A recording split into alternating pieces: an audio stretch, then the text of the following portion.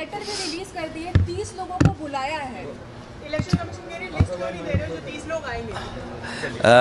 चुनाव आयोग पर पहली बार उंगली नहीं उठ रही है, कई बार उंगली उठी है, और विशेषकर उत्तर प्रदेश के चुनाव को लेकर के कई बार समाजवादी पार्टी ने अपनी बात रखी है। पिछली बार जब उपचुनाव था और उपचुनाव में जो धांधली हुई उसको लेकर के भी शिकायत की गई कि किस तरीके से सरकार ने मिलकर के अधिकारियों के सहारे वोट की चोरी नहीं की, वोट की लूट की, डकैती की, और जो समाजवादी पार्टी के नेता कार्यकर्ता आते थे उनको फोर्स से रोका जाता था, पुलिस रोकती थी। बूथ के अंदर प्राइवेट ड्रेस में पुलिस वोट डाल रही थी। अधिकारी जात के आधार पर पोस्टिंग पाए थे और उन्हें निर्देश थे कि भारतीय जनता पार्टी को किसी भी परिस्थितियों में आपको जिताना है। हमारे पास बगल में अवधेश प्रसाद जी खड़े हैं, सांसद हैं अयोध्या के। इनकी खुद की विधानसभा में चुनाव चल रहा था। इतना भारतीय जनता पार्टी को कभी भी उस विधानसभा में वोट नहीं मिला। जीत हार अलग होती है, लेकिन इतना वोट भारतीय जनता पार्टी को कभी नहीं मिला। लेकिन बेईमानी कर करके बड़े पैमाने पे हर बूथ पर जात के आधार पर अधिकारी लगा करके, जात के आधार पर पोस्टिंग दिलवा करके वोट की लूट की गई थी। और उससे पहले 2022 के चुनाव में जब समाजवादी पार्टी ने, और मैंने खुद आरोप लगाया था कि जानबूझ करके समाजवादी पार्टी को वोट काटे गए, डिलीट किए गए, तो चुनाव आयोग ने नोटिस दिया।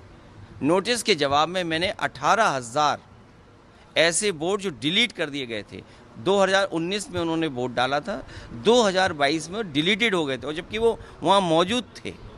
वो 18,000 वोट की हमने सूची दी थी।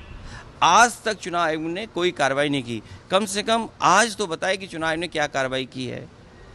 क्या वो भी जो दोषी थे उनके अधिकारियों के खिलाफ कोई कार्रवाई की गई हो। एक तस्वीर है जिसमें पुलिस का अधिकारी सीधा रिवॉल्वर तान करके रोक रहा है वोटर्स को। रामपुर में जब घटना हुई तब भी हम लोगों ने शिकायत की कि रामपुर में किस तरीके से वोट रोके गए, लोगों को घर से नहीं निकलने दिया। वो वीडियो विजुअल्स हैं सबके पास, लेकिन कोई कार्रवाई नहीं हुई। सरकार बीजेपी की है लखनऊ में, सरकार दिल्ली में बीजेपी की है। हमें उम्मीद है कि कर्नाटका में कम से कम सरकार कांग्रेस की है। ऐसे अधिकारी जिन्होंने वोट चोरी कराई है, वो बीएलओ हों, एसडीएम स्तर के हों, जिलाधिकारी के स्तर के हों, उत्तर प्रदेश में सरकार होती तो हम लोग कार्रवाई करते उन अधिकारियों पर। हमें उम्मीद है कि कांग्रेस पार्टी उन तमाम अधिकारियों के खिलाफ जिन्होंने वोट चोरी करके वोट चोरी में साथ दिया है, उनके खिलाफ कार्रवाई होगी। और जब कभी समाजवादियों की सरकार बनेगी, और हम उम्मीद है कि हम चुनाव आयोग से अपील करते हैं कि कछुआ छाप न, कछुए की रफ्तार से न चलें।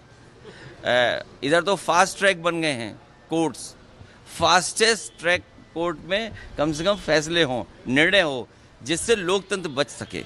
अगर वोट का अधिकारी छिन जाएगा तो लोकतंत्र कहाँ बचेगा।